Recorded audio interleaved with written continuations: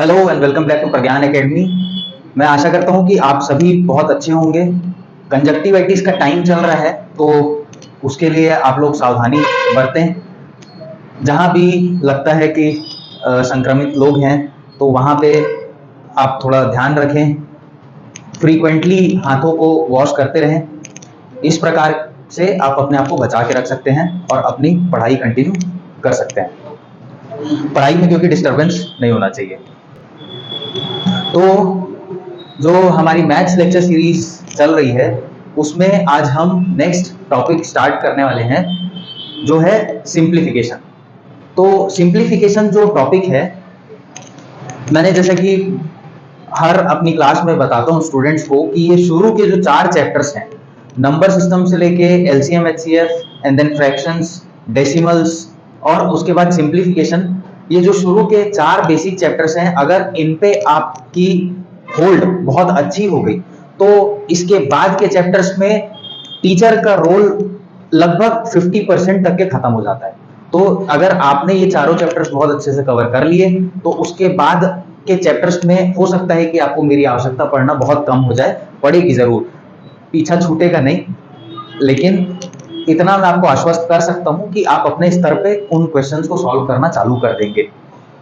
तो आइए शुरू करते हैं सरलीकरण।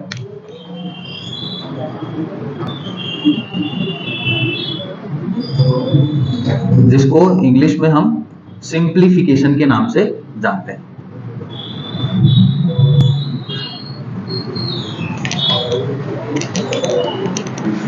तो सरलीकरण का अर्थ ये होता है कि आप किसी कॉम्प्लेक्स समीकरण को आप सिंपल फॉर्म में उसको लेके आते हैं और फिर उसको आप हल करते हैं, सॉल्व करके आप आंसर लेके आते हैं। तो इसमें सबसे पहले हम पढ़ेंगे बॉडमास का नियम। सरलीकरण से जीवन को सरल बनाया जा सकता है जी, सरलीकरण से जीवन को भी सरल बनाया जा सकता है, कोई तरीका? वाह जे बात। सर देखिए, आप ना एक काम करिए, आप गणित से ऊपर उठ चुके हैं सर। आपको जीवन सरल करना है तो आपको इसका उत्तर दर्शन शास्त्र में मिलेगा सर। आप कहाँ मैथ्स वैथ्स पढ़ रहे हैं, आप दर्शन शास्त्र पढ़िए, आपको सारे आपके जीवन से संबंधित उत्तर दर्शन शास्त्र में मिलेंगे। मैथ्स तो सर ये छोटा मोटा एग्जाम जो है जीवन का, जो जीवन की छोटी समस्याएं हल करने के लिए वो मैथ्स हल करता है। अगर आपको जीवन की बड़ी समस्याएं हल करनी है तो उन सब के उत्तर आपको दर्शन शास्त्र में मिलेगा। हाँ, अगर तुरंत हाल फिलहाल की समस्याएं आपको हल करना है तो मैथ्स पे ध्यान दीजिए, जो आपका एग्जाम क्लियर करवाएगा, और आपकी जो अभी रोजमर्रा की समस्याएं हैं वो तो गणित हल करवा ही देगा। ठीक है सर। तो सबसे पहला जो हम नियम देखने वाले हैं वो है बॉडमास। अभी बॉडमास का नियम क्या बोलता है? बॉडमास के नियम का उपयोग हम एक समीकरण जो होता है, कॉम्प्लेक्स इक्वेशन जो होता है, उसको हल करने में जो हम सीक्वेंस ऑफ ऑपरेशंस का प्रयोग करते हैं, जो उसमें हम ऑपरेशंस करते हैं उनका एक सीक्वेंस होता है, उसके लिए इस्तेमाल किए जाने वाले को हम कहते हैं बॉडमास। तो इसका सीक्वेंस किस प्रकार होता है? सबसे पहले होता है ब्रैकेट्स, बी फॉर ब्रैकेट्स, ओ से ऑफ हो जाता है, डी से आपका होता है डिवीजन, मतलब भाग देना। जब भी आप किसी समीकरण को हल करेंगे तो उसमें सबसे पहले आप ब्रैकेट्स को सॉल्व करेंगे, ब्रैकेट्स के बाद आपका नंबर आएगा डिवीजन का, डिवीजन के बाद आपका आता है मल्टीप्लिकेशन, जिसको हम गुणा बोलते हैं।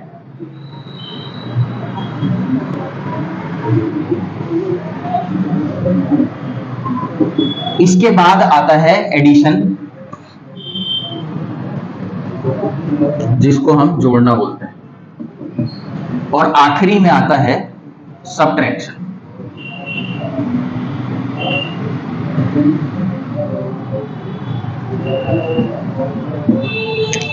तो इस प्रकार के सीक्वेंस में आपको किसी भी कॉम्प्लेक्स समीकरण को हल करना पड़ेगा।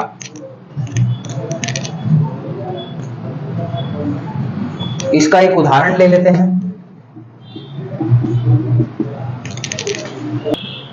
अब इसको हम हल करेंगे इस सीक्वेंस में। सबसे पहले आएगा ब्रैकेट्स। अब चूंकि इस प्रश्न में ब्रैकेट्स है नहीं तो हम आगे बढ़ जाते हैं। ब्रैकेट्स ऑफ डिवीजन, तो इसमें हम सबसे पहले देखेंगे कि डिवीजन है या नहीं। यहाँ पे डिवीजन है, तो सबसे पहला जो इस समीकरण का हिस्सा जो सॉल्व करने वाले हैं वो है ये, जहां पे डिवीजन या भाग करना है। तो जब हम 43 को 15 से भाग देंगे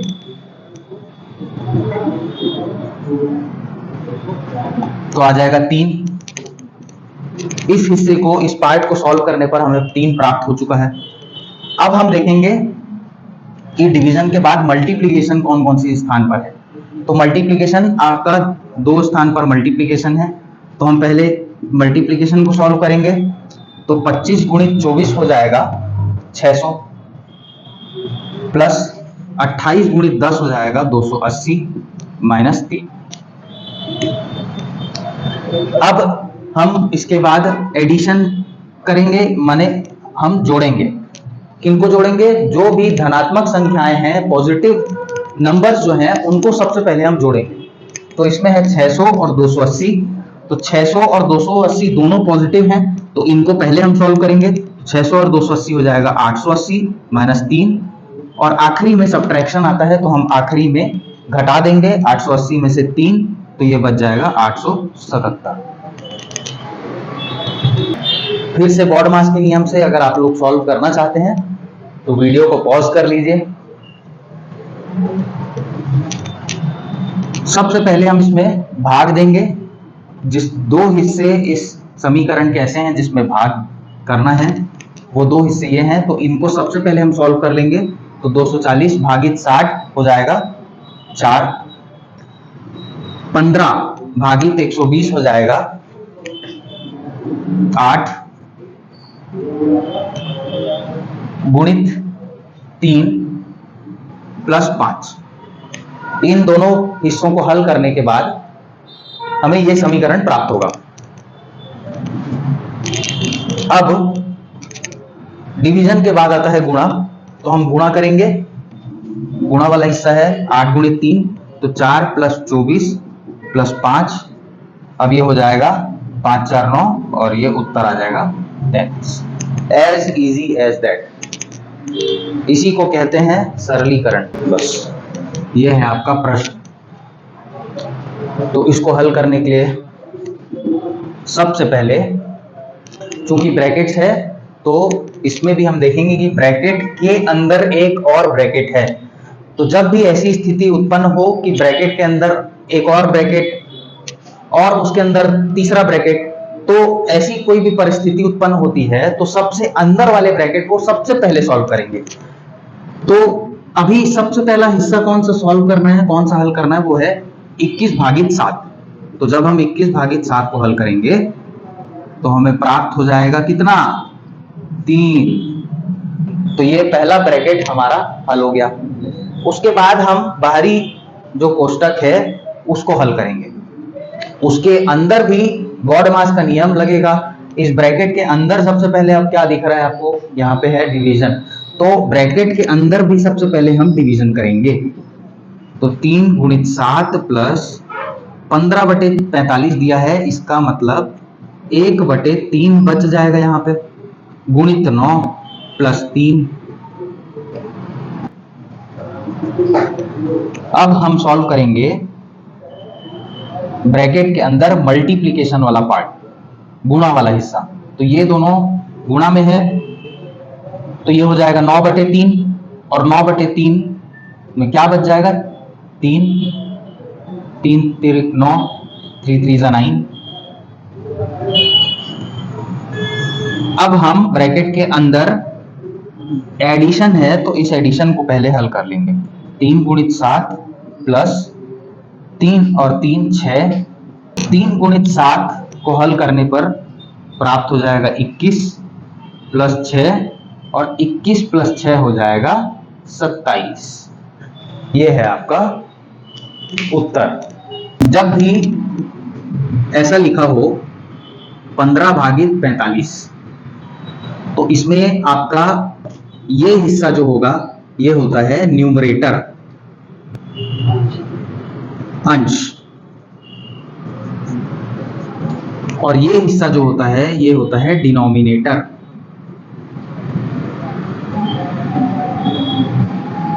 हाँ, कभी भी जब आप इसको हल करेंगे तो इसको ऐसा लिख सकते हैं 15/45।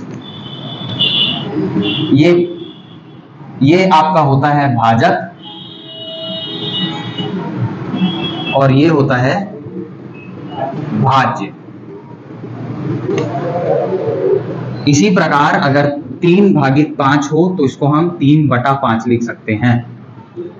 6/7 हो तो 6/7 लिखेंगे। 15/9 हो तो 15/9 लिखेंगे, जो कट के 5/3 हो जाएगा। तो इस प्रकार से इसमें आप कभी कंफ्यूज मत होइएगा।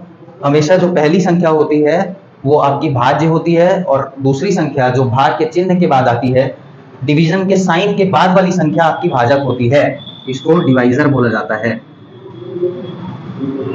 And this is called as dividend. तो आई होप कि ये आपको समझ में आ गया होगा। अब एक दशमलव वाला प्रश्न हल करेंगे। कई लोग बोलते हैं कि सर आप बनियान का कपड़ा यूज कर रहे हैं मिटाने के लिए, तो मैं ये बता दूं कि this is one of the best practices that Indians are using, because क्या होता है कि हमारे भारतीय लोगों में कि जब भी कोई बनियान का कपड़ा आउट ऑफ यूज हो जाता है तो उसको हम दूसरे यूजेस में लाते हैं। ठीक है, तो ये एक बहुत अच्छी हमारी वेस्ट को रीयूज करने वाली पॉलिसी है। तो जिन लोगों को भी शर्म आती है कि बनियान से क्यों मिटा रहे हैं, आप लोग भी कपड़े को रीयूज करना चालू करिए। That is beneficial for environment. आइए चलते हैं नेक्स्ट क्वेश्चन में। दशमलव वाला, डेसिमल वाला क्वेश्चन है। चलिए, दिस इज द क्वेश्चन।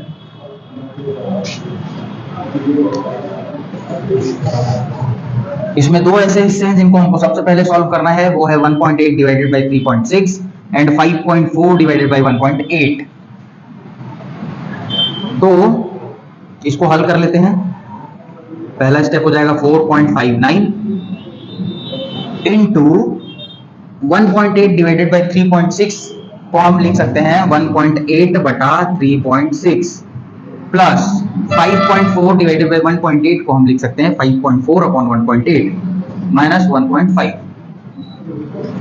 4.59, देखिए यहाँ पे चूंकि जो दशमलव है वो दोनों अंश और हर में एक स्थान के बाद है, तो ये यहाँ से हट जाएगा, मतलब ये 18/36 हो गया। तो ये हो जाएगा 1, 18 दूनी 36, तो ये हो जाएगा 1/2 प्लस,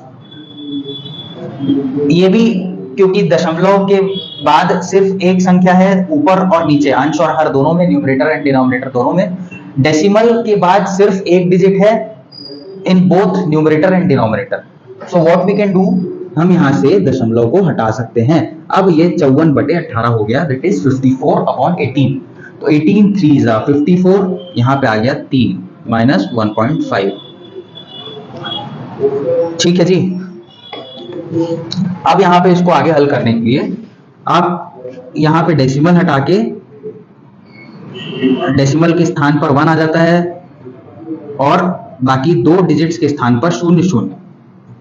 ये हमने फ्रैक्शंस में देखा है। आपको अगर इसको डेसिमल को कैसे भिन्न में चेंज करना है, भिन्न को कैसे दशमलव में चेंज करना है, प्रतिशत को कैसे दशमलव में बदला जाता है, प्रतिशत को कैसे भिन्न में बदला जाता है, तो इस प्रकार के किसी भी समस्याओं के हल के लिए आप हमारा भिन्न और दशमलव वाले टॉपिक का वीडियो आप देख सकते हैं। इसको हल करते हैं तो ये हो जाएगा 2 दूनी 4 फिर 2 दूनी 4 और 1 कैरी, 2 निया 18, 1 बचा, 2 पंचे 10। ठीक है, 229.5 अपॉन 100, ये पूरा कट चुका है। अब बच गया है 3 माइनस 1.5। तो 3 माइनस 1.5 जब हम करेंगे तो हमारे पास सिर्फ 1.5 बच जाएगा। अब जब इसको हल करेंगे, यहां पे बता देता हूं, 229.5 बटे 100 प्लस 1.5 को भी अगर हम लिखना चाहें भिन्न में तो 15 बटे 10 लिख सकते हैं। इसको हटा देंगे तो यहाँ पे एक शून्य और बढ़ जाएगा, तो 2295 बटे 1000 प्लस 15 बटे 10 ये प्राप्त हो गया। अब चूंकि अभी ये पहली क्लास है और ये शुरुआती प्रश्न है, तो इसमें मैं बहुत ही सिंपल तरीके से इसमें हल करने का प्रयास कर रहा हूँ। ठीक, इनका लघुत्तम समापवर्तक बोले तो एलसीएम आ जाएगा 1000, ये हो जाएगा 2295। अब 10 के पहाड़े में 1000 100 बार में आएगा, तो यहाँ पे 15 गुणित 100 1500 हो जाएगा। इन दोनों को जोड़िए तो आ जाएगा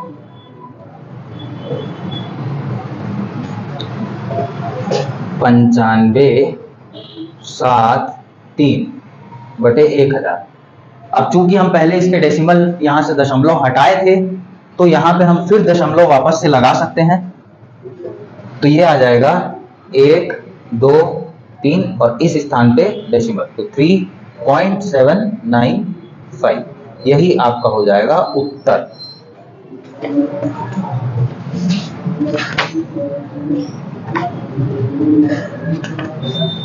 ठीक है, समझ में आ रहा है ना? तो बॉड मास का पहला टाइप हमने देख लिया है। अब बॉड मास के नियम में हमने देखा कि एक ओ भी आता है जिसको हमने बोला था ऑफ। इसको हिंदी में का बोला जाता है। ये हमारे बॉड मास के नियम का टाइप 2 क्वेश्चन है। इसमें कैसे प्रकार के प्रश्न बन सकते हैं कि जब आपको बोला जाए 3 का 1/4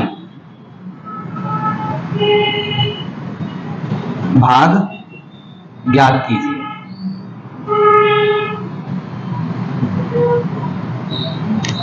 इसको अगर इंग्लिश में बोला जाए तो फाइंड आउट 1/4 ऑफ 3। तो जब हमारा यहाँ पे का और हिंदी में का और इंग्लिश में ऑफ आ रहा हो, तब हमारे को ब्रैकेट के जस्ट बाद ओ के लिए सॉल्व करना पड़ेगा, ऑफ को सॉल्व करना पड़ेगा। और ऑफ का सिर्फ और सिर्फ अर्थ होता है मल्टीप्लीकेशन, लेकिन फिर भी मल्टीप्लीकेशन से प्रायोरिटी दी जाती है ऑफ को। तो जब भी ऐसा प्रश्न आए तो इसको हम सॉल्व करेंगे। का के स्थान पर हम गुणा का साइन लगाएंगे और 1/4 मतलब 1/4, 1/4 इज 1/4। 3 का के स्थान पर या ऑफ के स्थान पर मल्टीप्लाई, और 1/4 का मतलब 1/4 का मतलब 1/4। तो इसका उत्तर हमारे को प्राप्त हो जाएगा 3/4। तो इस पर आधारित एक प्रश्न हम देख लेते हैं। अब चूंकि अभी तक के हमने आसान प्रश्न पढ़े हैं, तो अब जो क्वेश्चन हम देखेंगे वो थोड़ा सा नेक्स्ट लेवल का क्वेश्चन है। तो फास्टन योर सीट बेल्ट्स, कुर्सी की पेटी बांध ले। ये आ रहा है अगला क्वेश्चन, 48 गुणित 4 माइनस 16 गुणित 6 बटे 20 गुणित 3 प्लस 1/4 गुणित 48 ऑफ या का 3/4।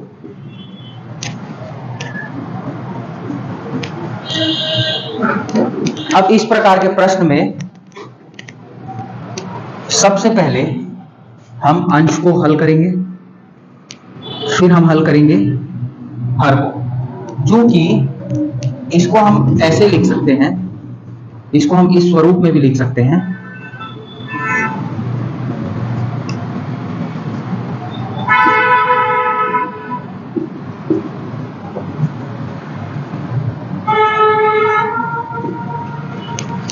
इस प्रश्न को हम इस स्वरूप में लिख सकते हैं। इससे हमको ये समझ में आ जाएगा कि यहां पे पहले ब्रैकेट आ रहा है, इसीलिए हम इस हिस्से को सबसे पहले सॉल्व करेंगे, उसके बाद फिर का वाले हिस्से को सॉल्व करेंगे। तो आइए देखते हैं क्या हो जाएगा। 48 गुणित 4, 8 चौक 32, 4 चौक 16, 3 192 माइनस 16 छक्के 96, ये ब्रैकेट डिवाइडेड बाई 20 दिया 60 प्लस 1/4 गुणी 48, 4 12, ये हमारा हो गया का 3/4। अब इसको मैं यहां से सॉल्व करता हूं। तो 192 माइनस 96, 100 माइनस 4 96 डिवाइडेड बाई, ये वाला ब्रैकेट हल करेंगे तो 96 प्राप्त हुआ, और 60 प्लस 12 72 का 3/4। तो इसको अब हम लिख सकते हैं 96/72 और का के स्थान पर गुणा, और ये 3/4 72। अब जब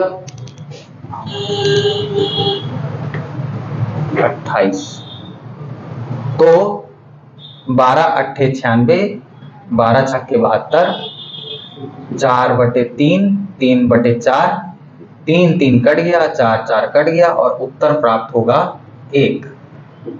यही आपका अंतिम उत्तर है। अब आगे हम देखेंगे भिन्नों पर आधारित प्रश्न।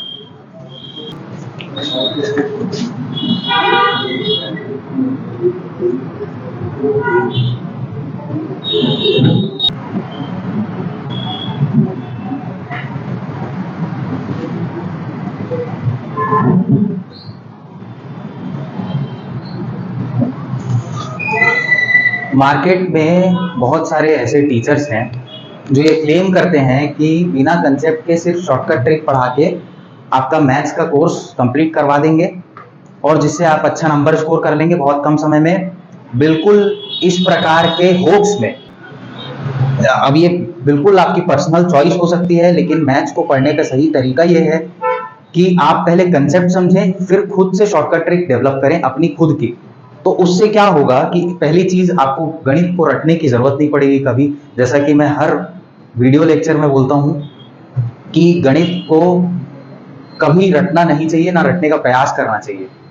आप कंसेप्ट समझिए और उसके बाद खुद की अपनी शॉर्टकट ट्रिक डेवलप करिए, तो उससे कभी भी आपके शॉर्टकट ट्रिक्स गलत नहीं होंगे, जिससे आपके क्वेश्चंस गलत होने के चांसेस बहुत कम होंगे और आप मैथ्स में full out of full number score कर सकते हैं।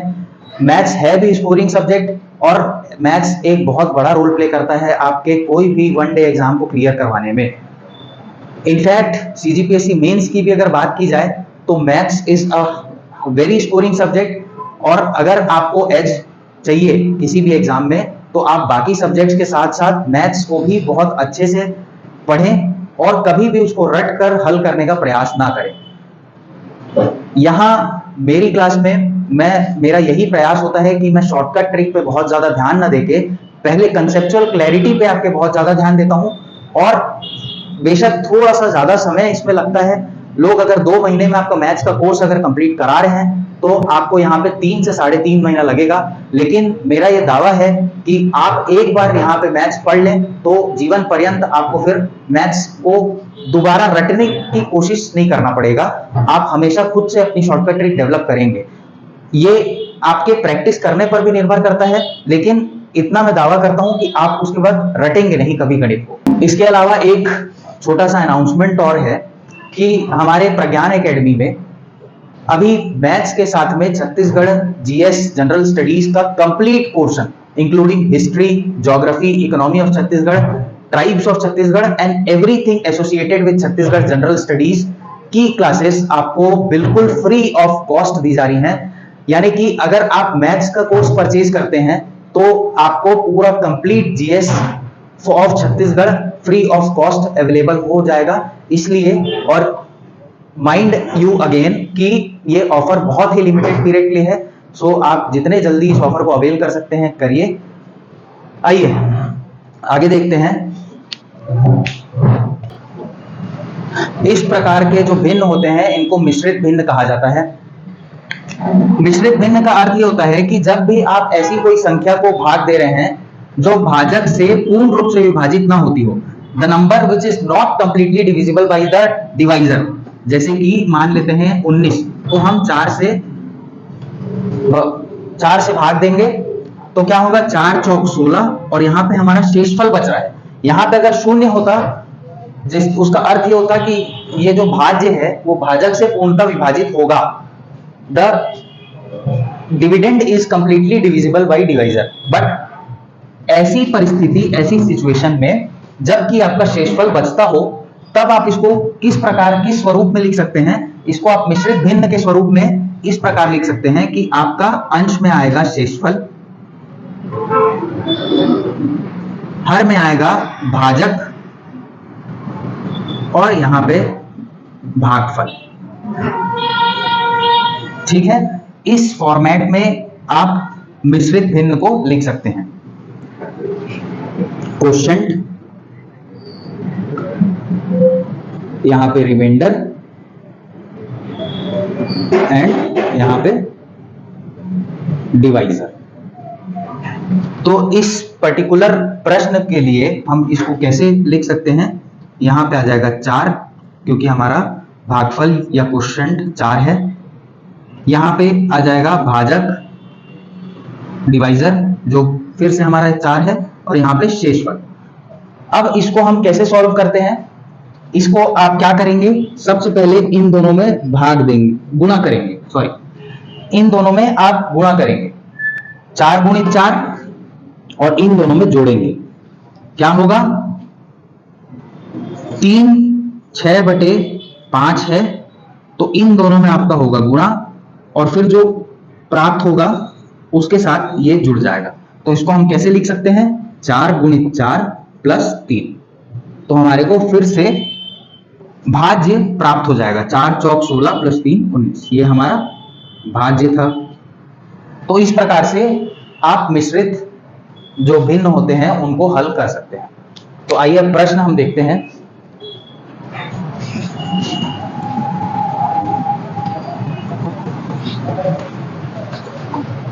हमारा प्रश्न है 5 2/3, 5 सहित 2/3, इसको ऐसा बोला जाता है, 5 सहित 2/3। इंग्लिश में simply we can say that 5 2/3। अब यहाँ पे इन दोनों संख्याओं का गुणा होगा, तो 5 तिया 15, 15 में 2 जुड़ जाएगा तो आ जाएगा 17, 17/3। इसको हल करेंगे तो 6 तिया 18, 6 3 18 प्लस 1 19/6, प्लस यहाँ पे 2 3 6, 6 प्लस 1 7/3। अब जैसा कि हमारे को मालूम है, गॉड मास के नियम के हिसाब से हमारे को सबसे पहले मल्टीप्लिकेशन करना होता है, गुणा करना होता है। तो जब भी हम भिन्नों का गुणा करेंगे तो अंश से अंश को गुणा करेंगे और हर से हर को गुणा करेंगे। तो 17 गुणित 19 हम करेंगे तो 9 7 63 323, और 6 तिया 18। इन दोनों को सॉल्व करने पर 323/18 प्राप्त हो गया। 7/3 गुणा हल करने के बाद आता है जोड़। तो अब हम इन दोनों को जोड़ेंगे। जोड़ने के लिए हमारे को हरों का लघुत्तम समापवर्तक लेना होता है। We have to take the LCM, we have to find out the LCM of both the denominators 18 and 3। तो 18 और 3 का LCM या लघुत्तम समापवर्तक आ जाएगा 18। अगर आपको लघुत्तम समापवर्तक सीखना है तो आप हमारे लघुत्तम समापवर्तक वाले वीडियो में उसको जाके बहुत अच्छे से देख सकते हैं। उसमें मैंने चित्रण के रूप में वेन डायग्राम के माध्यम से LCM और HCF को बताया है, जो कि मेरे हिसाब से, जहां तक मेरी जानकारी है, बिल्कुल इस क्षेत्र में नया है। तो LCM और HCF आप उस वीडियो में जाके देख सकते हैं। 18 और 3 का लघुत्तम समापवर्तक हो जाएगा 18। 18 एकम 18, 1 गुणित 323 323, 3 छक्के 18 और 6 सत्ते 42। तो यहाँ पे 42 प्राप्त हो गया।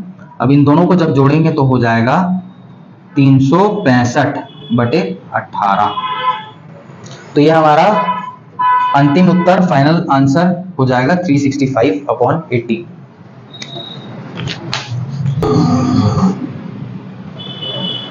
और 1 - 13/5। मैं इसका एक हिस्सा आपको सॉल्व करके बताता हूं, उसके बाद आप खुद से बाकी को सॉल्व करने का प्रयास करें। बहुत इजी क्वेश्चन है, देखने में भले ही कठिन दिख रहा हो बट है बहुत इजी। जब इसको हम सॉल्व करेंगे तो इसको ऐसे, अगर कोई दिखने वाला है ना तो इसको हम ऐसा भी लिख सकते हैं, 1 सही 1/3। ठीक है, ये कैसे आया ये मैं आपको बताता हूँ। 3 एकम 3 और 1 4/3 इसका उत्तर होता है। तो इसके माध्यम से इसको कैसे सॉल्व कर सकते हैं, 1 + 1/3। अब चूंकि ये यहाँ पे 1 है और अगर कुछ भी नहीं लिखा हुआ है मतलब इसके हर पे हम मान लेते हैं कि 1 होगा और होता ही है। अब 1 और 3 का जब हम लघुत्तम समापवर्तक लेंगे तो ये आ जाएगा 3। 1 के पहाड़े में 3 3 बार में, 3 × 1 3, प्लस 3 के पहाड़े में 3 1 बार में, तो 1 × 1 1, तो 3 + 1 4/3। ये हो गया, इस स्थान पर हमें 4/3 प्राप्त हो गया। जब हम इसको हल करेंगे 1 + 2/3, तो इसको हम मिश्रित भिन्न के रूप में भी लिख सकते हैं, 1 सही 2/3। ये कैसे आता है, 1 के हर में कुछ नहीं है, इसका मतलब 1 है। जब हम 1 और 3 का लघुत्तम समापवर्तक लेंगे तो 3 प्राप्त हो जाएगा। 1 के पहाड़े में 3 3 बार में और 3 का गुणा फिर 1 से, तो 3। 3 के पहाड़े में 3 1 बार में, तो 1 का गुणा 2 से, तो 2। तो ये हो जाएगा 5/3।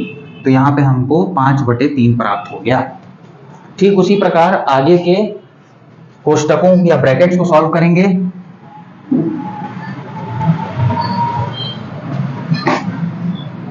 इसको हल करेंगे 1 - 2/5।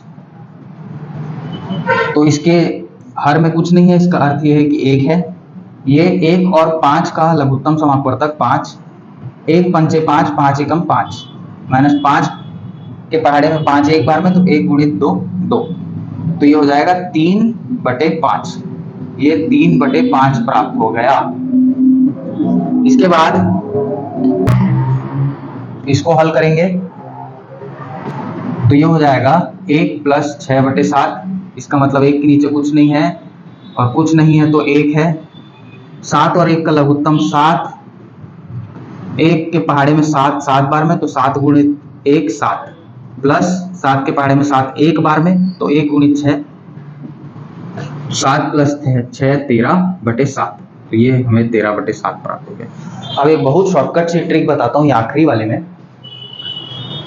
इसमें आप देखिए क्या कर सकते हैं। अभी तक के हम जो भी करते हैं इसका एक शॉर्टकट ट्रिक बता रहा हूँ। आप क्या करिए, 3 का गुणा सीधे 1 से करिए। 3 एकम 3 + 4, तो 4/3। 3 एकम 3 + 2 5/3। 5 एकम 5 - 2 3/5। 7 एकम 7 + 6 13/7। 12 एकम 12 - 13, तो यहाँ पे बच जाएगा -1/12। तो ये एक शॉर्टकट है, लेकिन उसके पीछे का कहानी यहाँ पे मैंने बताया है कि ऐसा होता क्यों है, शॉर्टकट ऐसा क्यों बनता है। तो जब हम आगे सॉल्व करेंगे, चूंकि अब हम सारे ब्रैकेट्स को सॉल्व कर चुके हैं, तो अब सरल रूप में इसको समीकरण में लिख देते हैं। सरल रूप में लिखेंगे तो ये हो जाएगा 3/4 गुणित 4/3 गुणित 5/3 गुणित 3/5 गुणित 13/7 गुणित -1/12। अब आप देखिए कि यहाँ पे 3 3 कट गया, 4 4 कट गया, 3 3 5 5, और यहाँ पे आखिरी में हमारे को क्या प्राप्त हो रहा है, 13/7 गुणित -1/12।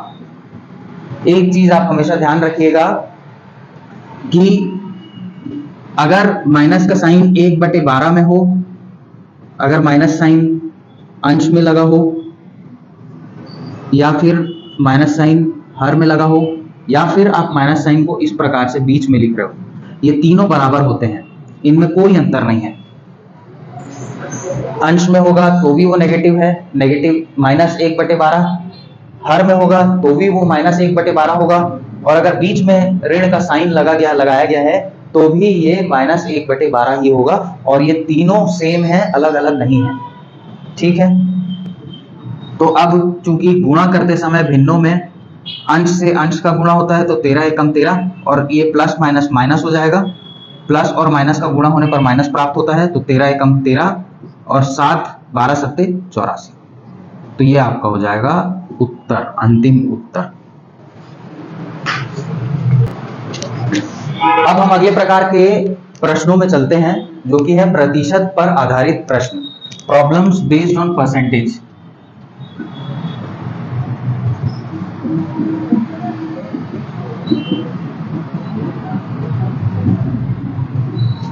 Problems based on percentage.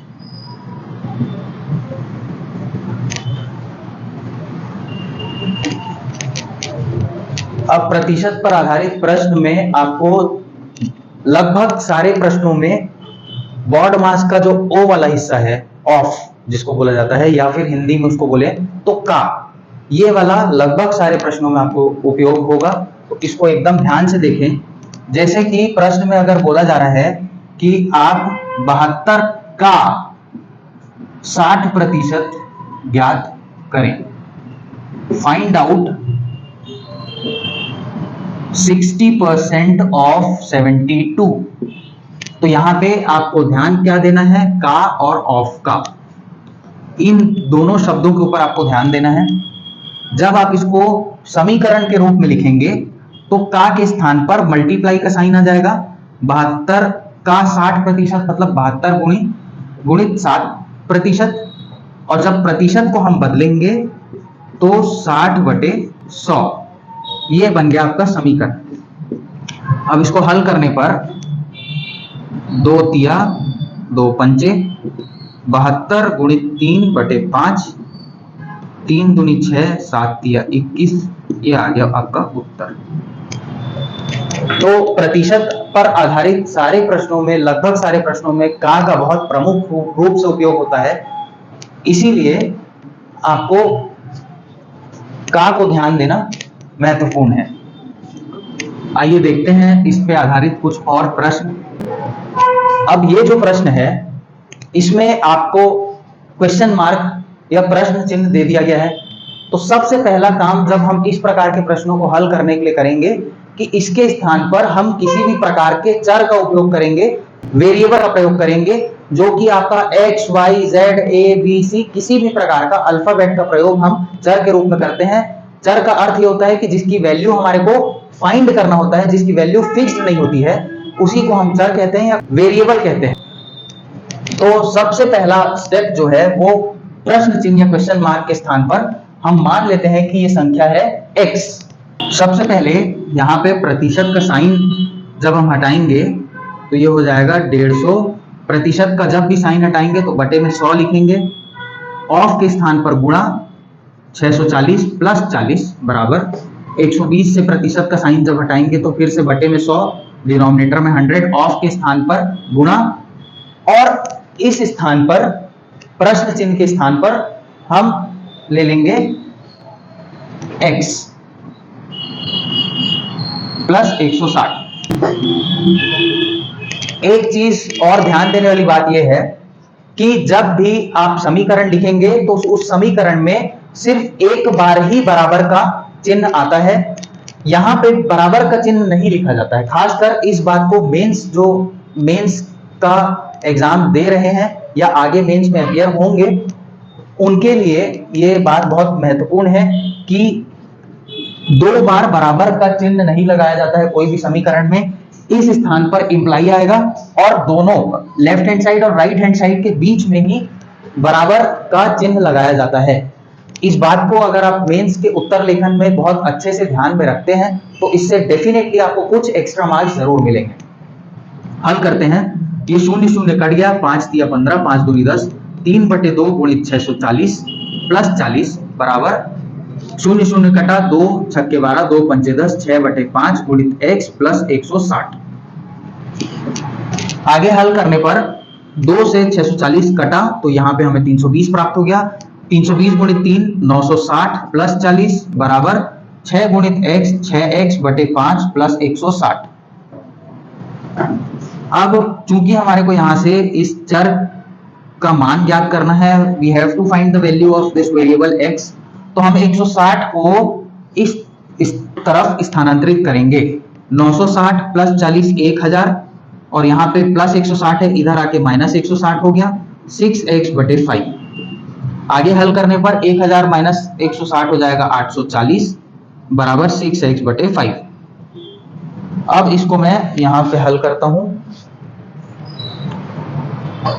चूंकि इधर 5 बटे में है, इधर उसको स्थानांतरित करेंगे तो गुणा हो जाएगा। 840 गुणित 5 बराबर 6x और 840 गुणित 5 6 और x चूंकि यहां गुणा में है तो 6 इधर आएगा तो बटे में आएगा x। अब हम काट सकते हैं, 2 चौक 8 420 2 तिया 3 एकम 3 140 140 गुणित 5 x, ये x का मान आ जाएगा 700। ये है हमारा अंतिम फाइनल उत्तर।